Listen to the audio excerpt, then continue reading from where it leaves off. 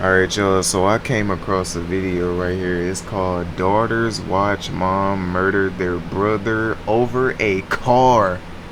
Over a car, bro? Let's check it out. If y'all are new to the channel, subscribe right now. Let's check it out.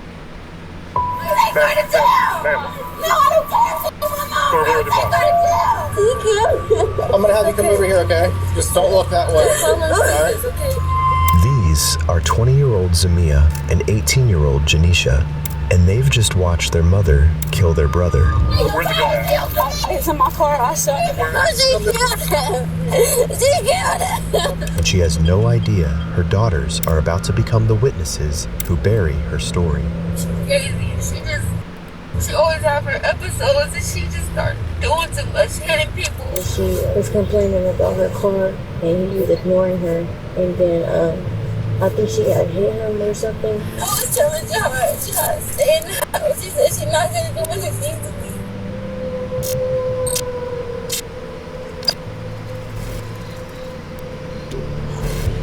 Let's check this out.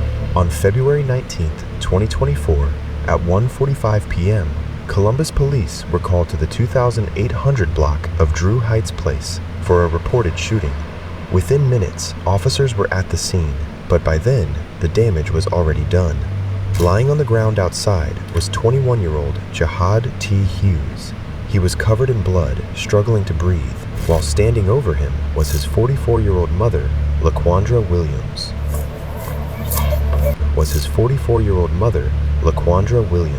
That's such a ghetto name, bro. Bro? Comment down below if you know somebody named LaQuandra. That's so ghetto. I just had to point that out. That name is just ghetto.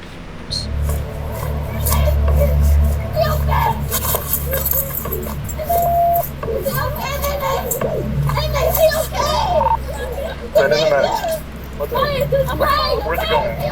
It's in my car. I saw it. Where at? What car? Before officers even had a full picture of what they were walking into, LaQuandra gave them the answer herself.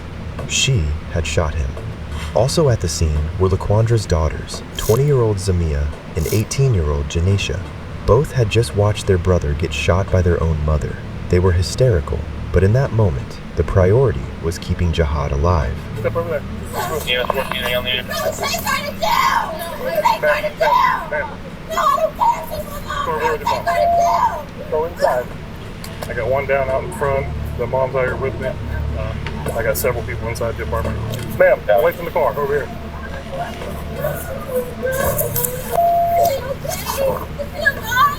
No, he's not. Jesus Christ. Back away. No. Hey, the mom's over there. Secure her. Lady in a gray t-shirt. That's mom. Go ahead and secure her. No, gray t-shirt. 40-some-year-old lady. Somebody, the gun supposedly in the red people over there. I'm not clear the apartment upstairs, guys. Hang in there, boss. Jihad was unresponsive, and with medics still on the way, officers started CPR while trying to figure out exactly where he'd been hit. Where's he shot at? Looks like through the shoulder, towards the center. Like this dude thing. Jihad Hughes. He had been found just outside the family's home, and because all attention had gone straight to saving him, the scene itself had not been secured yet. As all attention in the snow, in the snow had gone straight to saving him, the scene itself had not been secured yet. The gun still had not been recovered, and even with LaQuandra openly admitting she fired the shot, officers could not assume the danger was over, not with emotions this high. Hey, we need to get these two separated and held on to. You want to hold on to the girl there in the gray? Nobody else upstairs? Close, please! Please!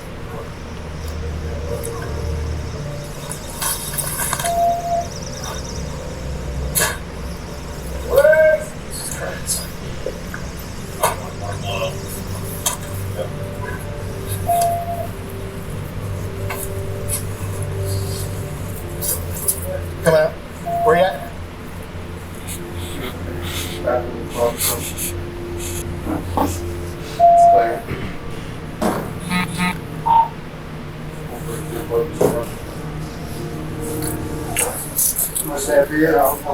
Yeah. Are you involved, ma'am? Okay. Can you just stay right there for me? Just stay right there. We'll get your sister. Hey, here. We got one witness here.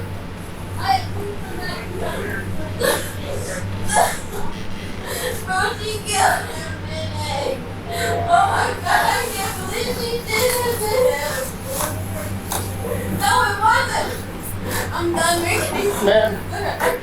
Please go back upstairs. No, I don't want to. Well, 1 second. Ma'am, I need you over here, I don't okay? want to see him like that. We need you guys to stay separated, okay? For now. Hey, Jihad.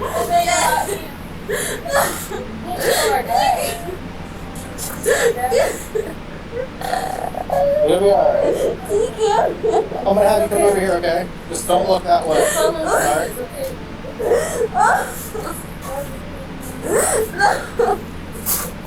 Come over here.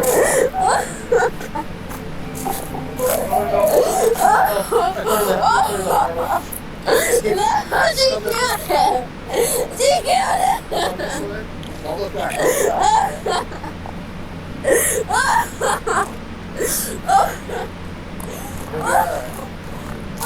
Did you see everything?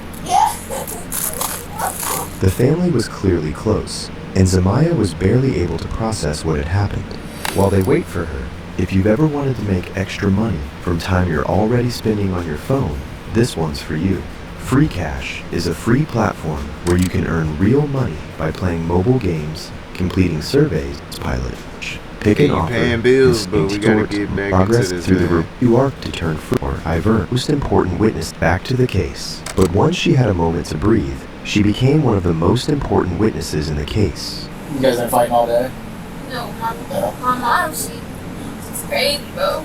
Your mom's crazy? She's crazy, like, no, it's not funny, please don't laugh. I'm not.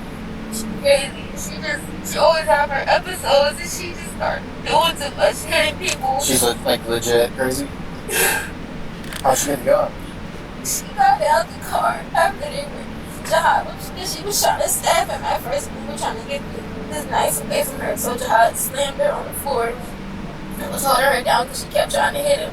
And at first, she was trying to come in the house with the gun, but I locked her out the house and I went to open the door.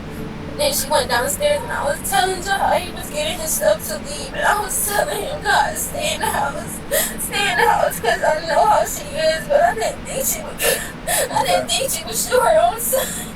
I was telling Jihad, stay in the house. He said she's not going to do anything to me. Her account filled in the parts officers had not seen. According to Zamaya, this did not begin with a gun. It started inside the apartments, where Laquandra had already come at Jihad with a knife, and during the tussle, hot oil from a pan in the kitchen fell on them, making the argument spiral even further. Even after that, he still did not believe she would actually shoot him. 5 minutes later, he was on the ground with a bullet in his back. Zamaya helped explain how the shooting happened, but Janesha's statement pushed the case even further by showing what Laquandra was thinking before she pulled the trigger. Can you walk us through that? I was laying down. My dad and my sister, but her mom came in and she was complaining about her car. And she asked my brother what he did to her car, but she just got her car fixed for him. And he was ignoring her. And then I think she got hit him or something. And I came out the room and we were just like kind of tussling a little bit. Do you think she hit him or did you see him? I know she hit him because he kept telling her she got killed and she can't hit him. Okay. And they were tussling in the kitchen. Her and Jihad? Yeah. And she grabbed the knife. I tried to stop it, but Jihad told me to get back. He got the knife out of her hand and he slammed her on the floor and he was holding her down. And I forgot what happened. She got like a pan. It had grease in it and it fell, like it spilled over the kitchen floor. And then she got stormed out of the house. She went in the car and she went to get her gun. But we locked her out. Ooh, at that point, Maya was in the kitchen with me as well. But she had woke up, rushed out her room, and she went in her car. She got the door. Maya spit by the door and hit. So she wouldn't come in the house and she was outside screaming, crying because she was upset. And then I called 911 and told them to come. I didn't tell them that she had a weapon feel like they had been shooting. They pulled up. We were in the house. We were just chilling. We thought she put the gun back in her car, and John said he would want to stay there until they got there. But they were kind of taking a minute, so he walked outside, and I heard the gunshot and I heard him scream. Then I called the police again. And I was just trying to calm my down there. I went downstairs and really get shot at, and I tried to start putting pressure on his face. Your mom said anything? Please, I'm sorry. I was sorry. Where was it burned at that time? She put it back in the car. Did you watch her do that? No, she told me she put it in the car. So you didn't see her shoot? I was in the house. He was leaving. Okay. And then he was in the house. But she put it back in the car. And I heard the gunshot and then he screamed. And it's like a shot. And started screaming. Did your mom say anything about it? Or did she say you said sorry? She was just trying to help. She turned to me and said, and she was helping me, and we were pressing him, trying to put pressure on it. And she was crying, and he was just saying sorry. How do you know she was saying that? Because she said on the shade something. Yeah, and I knew she was going to keep her gun in the house. I'ma show you something. That sentence alone showed there was a break between the fight inside and the shooting outside. She had time to leave the apartments, go to the car, get the weapon, and come back armed while Jihad was gathering his things to leave. That was not some blind, split-second reaction. There was enough time in between for her to stop. 5 minutes to be exact. Even if she felt immediate regret afterward, that did not erase the choice she made when she went to retrieve that gun. At that point, the only thing that could keep this from becoming a murder case was Jihad surviving. He didn't. Despite officers and medics trying to save him, Jihad was later pronounced dead at the hospital. What had started as a domestic dispute was now a homicide investigation, and officers had to lock the scene down immediately. I'm assuming it happened out here. You probably felt where he got hit, but I don't know that. Yes, it started. When I got here, she said something to the effect of, I shot him and I said, where's the gun at? And she pointed to that red car and she said, it's in the car. So I sent her that way away from the car and then started checking on him. Well, yeah, she's like, I shot him. I was like, oh, okay. She said that when I walked up to her. Yeah, okay. And then one of the two young girls was up on the balcony screaming at me, saying, take her, I'm talking about mom, take her to jail. She's like, I don't care, she's my mom, take her to jail, take her to jail. Oil, like cooking oil. You know, and then she just started singing stuff. I don't know, I don't watch. Just you got it recording, right? Yeah, I'm recording. Yes, no, back there. It's not working. It's not working. Well, have somebody stand near or get a microphone near her. Okay. Yeah, take everything out here for now. And, yeah, I got that part of it. I haven't got the back yet. I'll go all the way. They were all out here standing. I don't know what all they saw. I don't know if they were witnesses or not. They were just down there when I got here. None of those people were out here when I got here. There were people out here, they just said they heard it, so that was all. LaQuandra was still in the dark about Jihad's passing. As far as she knew, she was only being detained after admitting she shot him, because the less information she had, the more likely she was to keep talking without adjusting her story to fit the outcome. But with how close they were when the gun went off, she knew his chances were not good. Man, I'm like one of the last ones here, sorry. She proceeded to ask multiple police officers if there was an update, hoping for a clear answer. You mean, sir, did y'all taken my body of ground yet? Oh, yes, sir, he's been transported. I don't know. Please. I don't know anything else. I didn't see the ambulance take him nowhere. Yeah, they went that way. Also, he's not there. They took him. Okay. And he was breathing when he left. Okay. So that's all I know. Jesus. If I know any more, I will tell you. Jesus. Oh, God. Please. You said he was breathing. Yeah, he was. Yeah. Oh, God. Yeah. Oh, my God. Jesus. I need you right now. And you're not even crying, bro. Like, I don't see one tear going down your face, bro. I'm not, bro. And sending God like this. When God be sending God like this. While she knew officers had body cameras, she didn't seem to realize the police vehicle was recording too. And that camera picked up something. When officers were around, she cried, screamed, and sounded completely overwhelmed. But the second the door closed and no one was directly engaging with her, That emotion dropped off fast. Is it hot oil? No. See what I'm talking about?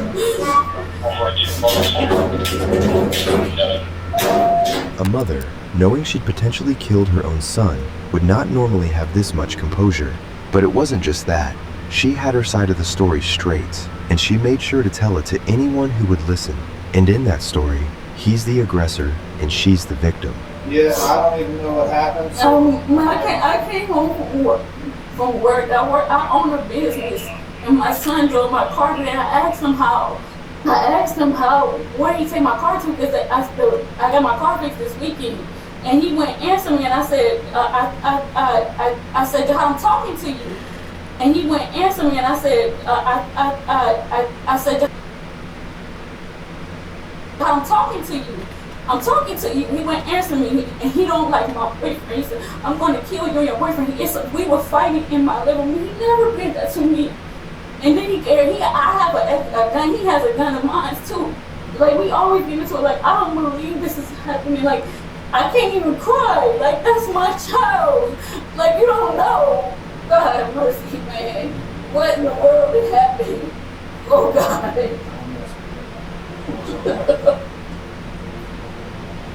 God mercy. You don't know. What's in your pocket? Oh, that's might be my key. And then, oh God. You don't have any. Jesus, what in the world, man? What?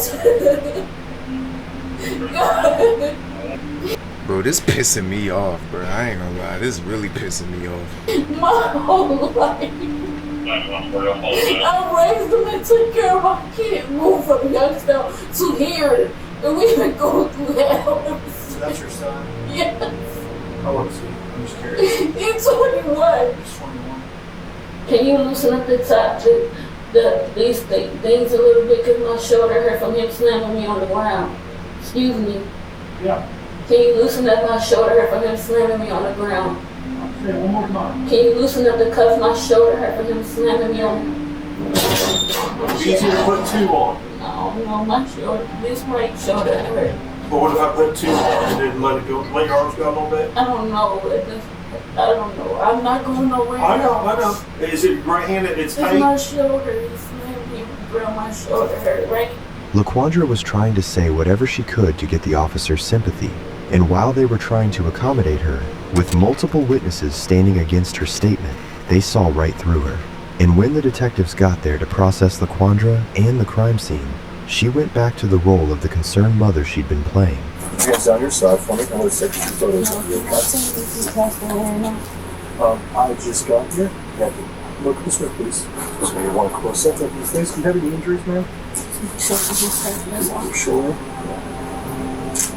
Which shoulder? Both of them. Okay. All right, do me a favor. Put your hands out like this for me. You just said you. Your shoulder.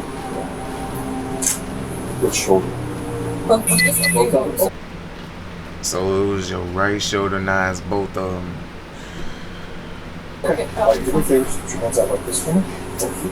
She continued to claim that her shoulders hurt, but she was able to move them freely without any problems. Nobody took so long to tell me what's going on. Well, we're not at the hospital either, so we don't know. Y'all doing all this, it seems like it's bad. Well, there was a crime that occurred. And somebody got shot, so yeah, it's bad. Jesus, have mercy. By the time LaQuandra got to the station, she knew this was no longer just a temporary detention. Jihad's death was still being withheld from her, and during questioning, she started expanding her story even more, adding details that could make the shooting sound more justified. I know there was some argument that went on today that somehow led up to all this. Can you tell me what happened? So I came home early in between my two clients, and Jihad used my car, and I asked him where he took my car at, because he took my car to like the shop and left it there. And I said, well, how long did you leave it there, and what did they do? My car's not riding away, I just got my car fixed. So he wouldn't answer me. So I walked back to him, and I went back into the living room where he was at, and he got up to like grab his stuff. And I said, I'm talking to you, answer me. And so I threw a glass, but it went over to his head like a candle, but it went over his head, it didn't touch him. and then he grabbed me up and threw me in the liver, which was something we never, ever, ever done. And we have had arguments, but he never, ever put his hands on me, ever. And I was trying to get him off of me. I was getting a knife because I know, like, he's stronger than I am, way stronger than I know. And out of impulse, like, I just didn't, a lot. It was tussle in the kitchen. I went outside because he carried one of my other guns. I went outside and got a gun because I didn't want him to hurt me. But yeah, I'll take responsibility. That's my child. I don't want that to happen to any of my kids. Well, how do things go down outside? I don't want that to happen to any of my kids. You just shot one of them. Well, how do things go down outside? He started walking up to me. I didn't know if he had a gun on him or not. You know, like, that's the gun that I gave to him.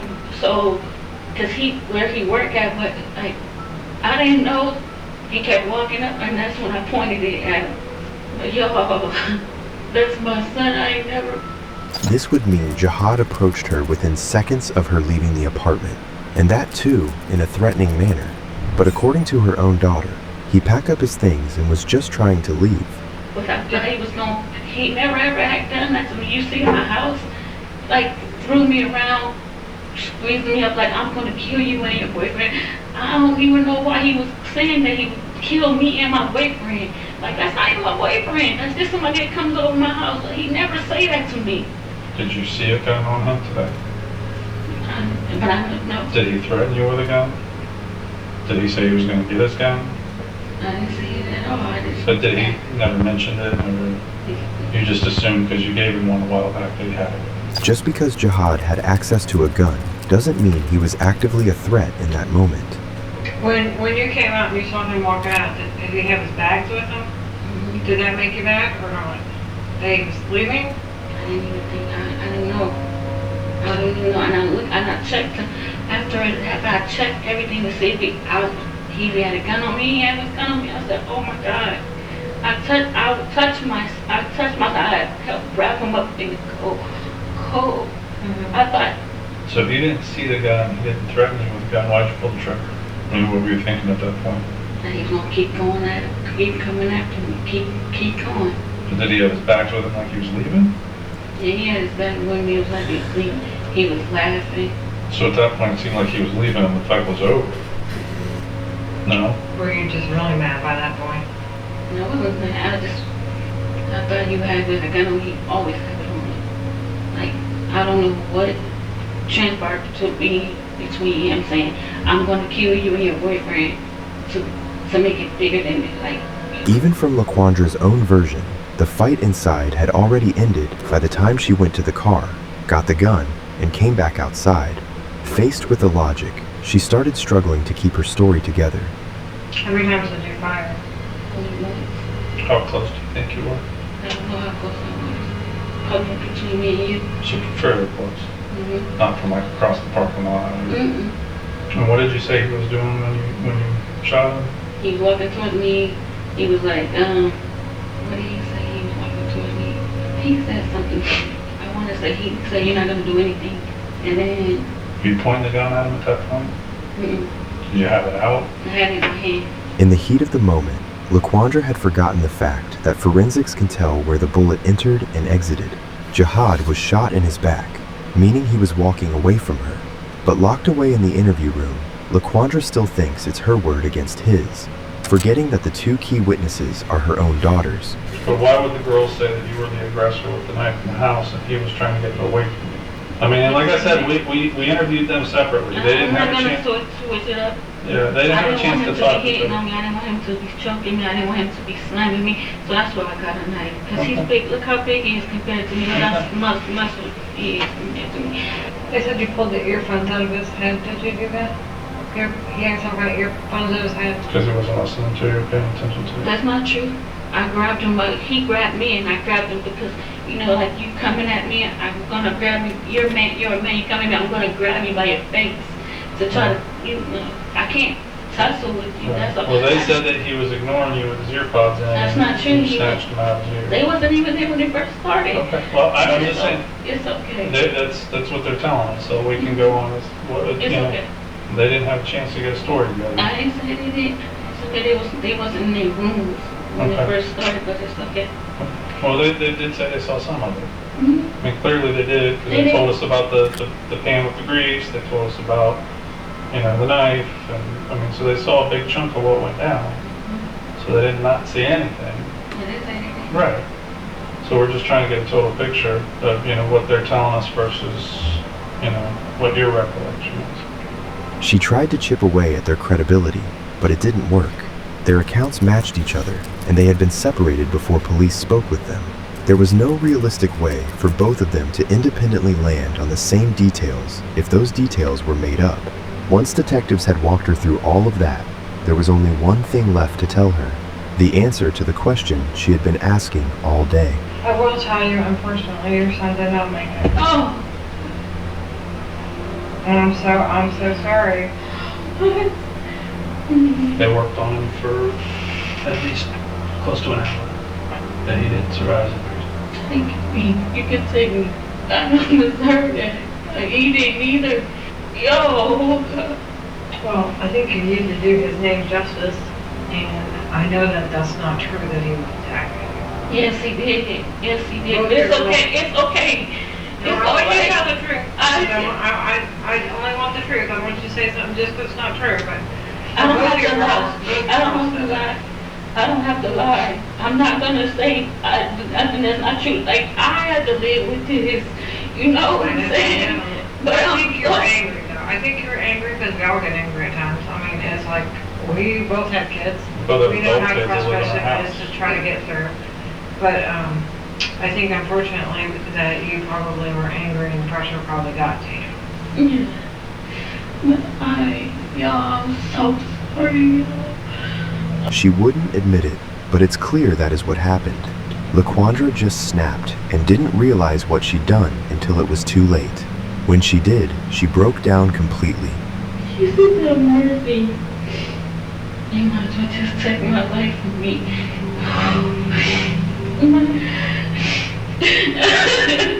Oh, God. Oh. Jesus, have mercy on me. Forgive me. Forgive me, God. You're so good. I'm bad. Jesus, forgive me. Something was on me, man.